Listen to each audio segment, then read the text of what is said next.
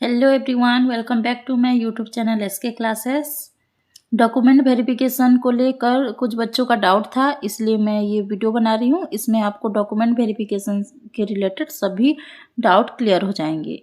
ठीक है, तो आपका डॉक्यूमेंट वेरिफिकेशन डेट आ चुका है, जो कि 4 दिन रहेगा। हिंदी के लिए 1 दिन का टाइम है। ये नोटिस कल का है, 8 तारीख को ये नोटिस आया है। इसमें कहा गया है कि स्पेशल कैटेगरी के जितने भी बच्चे सिलेक्ट हुए हैं, उनमें से वो क्या करेंगे, उनका अलग होगा और बाकी बच्चों का अलग होगा। ठीक है, तो जो स्पेशल कैटेगरी कैंडिडेट्स हैं, उन लोगों का डॉक्यूमेंट वेरिफिकेशन होगा 21 और 22 तारीख को भुवनेश्वर में। ठीक है, जो कि आगे डिटेल्स में भी लिखा गया है।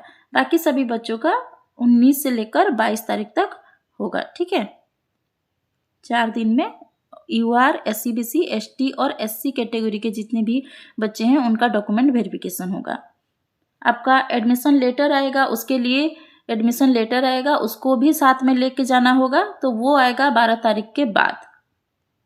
अगला देखते हैं, जितने भी इम्पोर्टेंट पॉइंट है ना, उसी को मैं बता रही हूँ। ठीक है, आपका जितना भी इंफॉर्मेशन आता है वो ऑफिशियल वेबसाइट www.ossc.gov.in में आता है। इसी को आप हर दिन चेक कीजिए। अगला देखिए, यहाँ पे हिंदी टीचर के लिए LTR हिंदी में जितने लोग सिलेक्ट हुए हैं, इनके लिए 22 तारीख को है। सेंटर आप देख सकते हैं यहाँ पे नीचे। आपका पहले ये आर्ट्स, साइंस, ये सभी सेंटर हैं। इसको आप अपना रोल नंबर सर्च कीजिए, रोल नंबर PDF डाउनलोड कीजिए। PDF डाउनलोड करने के बाद अपना रोल नंबर सर्च कीजिए और कौन से डिस्ट्रिक्ट में आपका डॉक्यूमेंट वेरिफिकेशन आया है उसको आप देखिए। यहाँ पे सारे इतने 50 पेजेस का ये PDF है, तो आप हर एक पेज को नहीं देख सकते। डाउनलोड कीजिए, सर्च कीजिए, आपका रोल नंबर आ जाएगा। ठीक है, तो हर एक डिस्ट्रिक्ट का यहाँ पे है। सभी डिस्ट्रिक्ट में कौन से डिस्ट्रिक्ट में आपका वेरिफिकेशन, ऐसा ज़रूरी नहीं है कि आपका डिस्ट्रिक्ट अगर जो है उसी डिस्ट्रिक्ट में आपका वेरिफिकेशन हो, कहीं और भी हो सकता है। ठीक है, तो इसीलिए अपना रोल नंबर यहाँ सर्च ज़रूर कीजिए।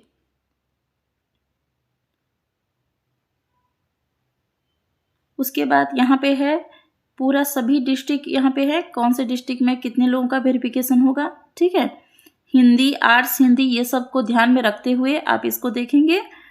अपना जो रोल नंबर है वो सर्च करने के बाद आपको पता चल गया 22 जनवरी को है और कौन से डिस्ट्रिक्ट में है वो पता चल गया। उसके बाद यहाँ पे आप नीचे देखेंगे कौन से वेन्यू में होगा। ठीक है, मतलब कहाँ पर होगा, कहाँ पर आपका वेरिफिकेशन होगा, वो नीचे दिया गया है। आप अपना डिस्ट्रिक्ट सर्च करने के बाद यहाँ पे देख सकते हैं कि वेन्यू क्या है। ठीक है, तो डिस्ट्रिक्ट यहाँ पे है और उस डिस्ट्रिक्ट के साइड में जहाँ पर लिखा होगा, मोस्टली DO ऑफिस में होता है, तो DO ऑफिस सभी जगह का है। उस डिस्ट्रिक्ट का DO ऑफिस आपको जाना है। आपका जब एडमिशन लेटर आएगा उसमें टाइम मेंशन होगा, उस टाइम के 1-2 घंटे पहले ही आप डॉक्यूमेंट वेरिफिकेशन के लिए उस डिस्ट्रिक्ट का DO ऑफिस जहाँ पे होगा वहाँ पे पहुँच जाएंगे। ठीक है, उसके बाद क्या क्या लेके जाना है। ठीक है, तो पहले तो आप उस एडमिशन लेटर को लेके जाएंगे।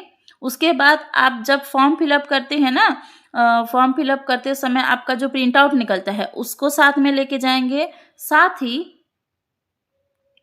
यहाँ पे ये जो फॉर्म है इसको भी प्रिंट करके लेके जाएंगे। हिंदी टीचर के लिए है, name of the post Hindi teacher. ठीक है, और यहाँ पे इसको बाकी सभी सर्टिफिकेट जो भी डॉक्यूमेंट्स लेके जाएंगे उसके साथ यहाँ पे आप अटैच करेंगे। ठीक है, पूरा ये प्रिंट निकाल के इसको अटैच करना है। इसमें आप पूरा सब कुछ डिटेल्स में भरेंगे। ठीक है, आपकी कैटेगरी, कौन से कैटेगरी से सिलेक्ट किए हैं, मैरिटल स्टेटस क्या है, permanent address, present address, educational qualification, सब कुछ इसमें भरना होगा। उसके साथ आप कौन कौन से डॉक्यूमेंट्स लेके जाएंगे ये आप नोट डाउन कर लीजिए एक एक करके। पहले से ही 22 तारीख को है, बहुत कम टाइम बचा है, तो आप पहले से ही प्रिपेयर करके रखिए। तो सबसे पहले आप जब 12 तारीख के बाद जो आएगा आपका एडमिशन लेटर उसको लेके जाएंगे। ठीक है, फर्स्ट पॉइंट समझ में आ गया है। सेकेंड पॉइंट में है copy of the online application form. आप उसके बाद 10th का सर्टिफिकेट लेके जाएंगे, +2 का सर्टिफिकेट, इसमें मार्कशीट और सर्टिफिकेट दोनों होना चाहिए। +2 में 2 मिलते हैं ना, एक मार्कशीट होता है, एक सर्टिफिकेट होता है, तो दोनों को लेके जाएंगे। उसके बाद बैचलर डिग्री आपका अगर सेमेस्टर सिस्टम था तो आप जितने भी सेमेस्टर के आपका मार्कशीट है वो सब लेके जाएंगे। और फाइनल में क्या होता है, एक सभी सेमेस्टर का एक होता है, तो आपके पास जितने सेमेस्टर के हैं मार्कशीट सभी के जेरॉक्स और सभी का ओरिजिनल लेके जाएंगे और साथ ही सर्टिफिकेट लेके जाएंगे। उसके बाद में हमको डिग्री सर्टिफिकेट मिलता है, उसको भी लेके जाएंगे।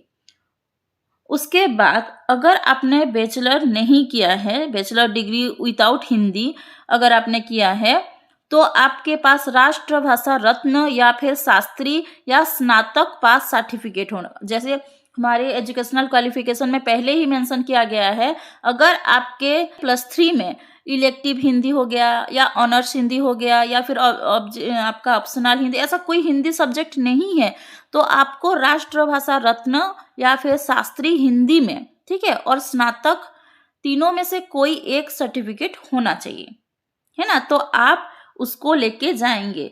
और ये ध्यान रखिए, सब वहाँ पे वेरिफिकेशन के टाइम पे ना वो लोग डेट को बहुत गौर से देखते हैं, ठीक है, कि आप कौन से डेट से पास आउट किए हो।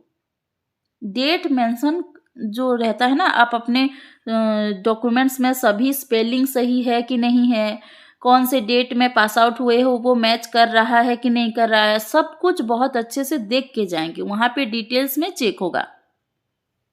उसके बाद आप या तो, अगर कई बच्चे ऐसे हैं कि आर्ट्स साइंस या कोई अदर सब्जेक्ट के भी बच्चे हैं, LTR सिलेक्शन हुए हैं LTR में, तो वो लोग नॉर्मल BEd सर्टिफिकेट लेके जाएंगे। जो भी अपना BEd मार्कशीट है, सेमेस्टर वाइज है तो सेमेस्टर वाइज, नहीं तो 2 वर्ष का मार्कशीट जो है उसको, साथ ही डिग्री सर्टिफिकेट, ठीक है, BEd के बाद में फिर डिग्री मिलता है ना, तो उस डिग्री सर्टिफिकेट को लेके जाएंगे। जिन्होंने नॉर्मल BEd किया है तो भी, और जिन्होंने हिंदी BEd किया है वो भी अपना मार्कशीट और सर्टिफिकेट जो आपका दोनों लेके जाएंगे। उसके बाद ये मोस्ट इंपोर्टेंट है, इसमें ध्यान देना, ठीक है, इक्विवेलेंस सर्टिफिकेट, एफिलिएशन सर्टिफिकेट और NCTE रिकॉग्निशन सर्टिफिकेट, ये 3 मोस्ट इंपोर्टेंट सर्टिफिकेट हैं। अगर एक भी आपका नहीं रहा तो वो तुरंत ही रिजेक्ट कर देंगे, ठीक है। तो क्या क्या, इक्विवेलेंट, एफिलिएशन और NCTE सर्टिफिकेट।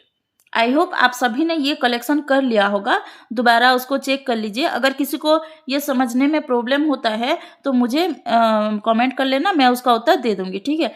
NCTE हमको अप्लाई करना पड़ता है, ठीक है, मुझे लगता है आप सभी ने अप्लाई कर लिया होगा, ठीक है। अगर किसी ने नहीं किया है तो ये प्रॉब्लम हो सकता है, क्योंकि इसको आने के लिए टाइम लगता है। हमारे टाइम पे तो लग जाता था टाइम, ठीक है। तो NCTE हम अप्लाई करते हैं। एफिलिएशन सर्टिफिकेट जो होता है वो हमें कॉलेज की तरफ से मिलता है, ठीक है।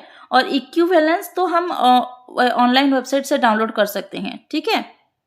तो इक्विवेलेंस जो होता है यहाँ पे हमारे, मैं जब अपना बता रही हूँ, संबलपुर यूनिवर्सिटी से मैं थी, तो संबलपुर यूनिवर्सिटी में जो इक्विवेलेंट होना चाहिए, आपका जो भी कॉलेज हो, जो भी आपका BEd कॉलेज है, वो उसमें इक्विवेलेंट होना चाहिए, तो वो होता है। एफिलिएशन का ध्यान दीजिए, एफिलिएशन, ठीक है, एफिलिएशन सर्टिफिकेट जो होता है ना, वो 2 साल का मेंशन होना चाहिए, ठीक है। अगर आपने 2024 से मान लो 2022 से 24 में BEd, इसके अंदर BEd किया है, ठीक है, तो आपके एफिलिएशन सर्टिफिकेट में मेंशन होना चाहिए, क्योंकि वो हर साल रिन्यू होता है, ठीक है। तो वहाँ मेंशन होना चाहिए 2022 से 23 और 23 से 24। तो आपके एफिलिएशन सर्टिफिकेट में 2022 से 23, 23 से 24 ऐसा करके 2 साल का है कि नहीं, इस बात को भी चेक कर लीजिए, ठीक है। मैं वही अपना ही एक्सपीरियंस बता रही हूँ, मेरे साथ जो हुआ था, मेरे दोस्तों के साथ जो हुआ था, मैं उसी को आपको बता रही हूँ, ठीक है। उसके बाद आपके पास OSS TET certificate, pass out certificate होना चाहिए, और ये भी कि वो डेट जो पासिंग डेट है वो एग्ज़ाम जब फॉर्म फिलअप हुआ ना उसके पहले का होना चाहिए, ठीक है। उसके बाद अगर कोई दूसरे स्टेट का है, शादी करके यहाँ आया है या किसी भी कारण से उसने उड़ीसा एलटीआर एग्ज़ाम के लिए अप्लाई किया है, तो उसके पास ओडिया पास सर्टिफिकेट होना चाहिए, है ना। कई लोग होते हैं छत्तीसगढ़ से उड़ीसा शादी करके आते हैं तो उनको एक एग्ज़ाम देना पड़ता है, तो उस सर्टिफिकेट को भी लेके जाओगे, ठीक है। अगर आपने ओडिया किसी भी हाई स्कूल से ओडिया नहीं पढ़ा है तो आपको एक ओडिया एग्ज़ाम देना पड़ता है, तो उसको लेके जाओगे। उसके बाद कास्ट सर्टिफिकेट लेके जाना है, चाहे आप किसी भी कैटेगरी के हो, ठीक है। एससी, एसटी, एससी, बीसी, इनमें से किसी भी कैटेगरी के हो, आपको कास्ट सर्टिफिकेट लेके जाना है। उस कास्ट सर्टिफिकेट के बाद, ये तो कास्ट सर्टिफिकेट होगा, उसके बाद आपको एक डिक्लेरेशन फॉर्म तैयार करना होगा, जिसमें आप अगर आपको एससी बीसी कैटेगरी है तो एज रिलैक्सेशन चाहिए ना, तो उसके लिए आप एक डिक्लेरेशन फॉर्म तैयार करोगे, ठीक है। ये आप खुद से तैयार कर सकते हो।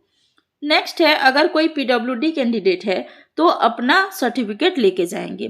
पीडब्ल्यूडी के लिए थोड़ा लंबा प्रोसेस हो जाता है, उनके लिए उनका मेडिकल एक्चुअल में वो पीडब्ल्यूडी है या नहीं है, उनका मेडिकल टाइप का होता है, उनका प्रोसीजर थोड़ा लेट होता है, ठीक है। उसके बाद आप अपना जो अगर कोई दूसरा स्पेशल कैटेगरी से है, ठीक है, तो अगर पहले से कोई जॉब में है और फिर एलटीआर के लिए अप्लाई किया है और वो अभी पास हुआ है, तो उसके लिए वो उसका नो ऑब्जेक्शन सर्टिफिकेट चाहिए, ठीक है। कोई सर्विसमैन हो या कोई सर्विस में एक्स सर्विसमैन हो, उनके लिए ये सब चीज़ें, discharge book, ID card, PPO, ये सारी चीज़ें उनको चाहिए। ये सिर्फ एक्स सर्विसमैन के लिए है, ठीक है। और एनओसी जो है वो सारे जितने भी गवर्नमेंट प्राइवेट हो कोई एक जॉब में है और दूसरे जॉब के लिए अप्लाई कर रहे हैं अभी, तो उनको एनओसी मस्ट है, जरूरी है ये, ठीक है, जो कि इस पॉइंट में है, ठीक है। उसके बाद कोई स्पोर्ट्समैन है तो स्पोर्ट्समैन अपने स्पोर्ट्स आईडी जो कि इशू होना चाहिए उसको लेकर जाएंगे, ठीक है। ये तीनों हैं, सभी के लिए नहीं है, ठीक है। यहाँ से यहाँ तक ये सभी के लिए नहीं है, ये अलग अलग कैंडिडेट के लिए अलग अलग प्रोसीजर है इसमें, ठीक है। उसके बाद अपना कोई भी आईडी प्रूफ लेके जाएंगे। आईडी प्रूफ में क्या है, आप आधार कार्ड ले सकते हैं या फिर आधार कार्ड तो सभी लेके जाते हैं, ठीक है, वही आधार कार्ड लेके जाना है, पासपोर्ट साइज फोटो लेके जाना है।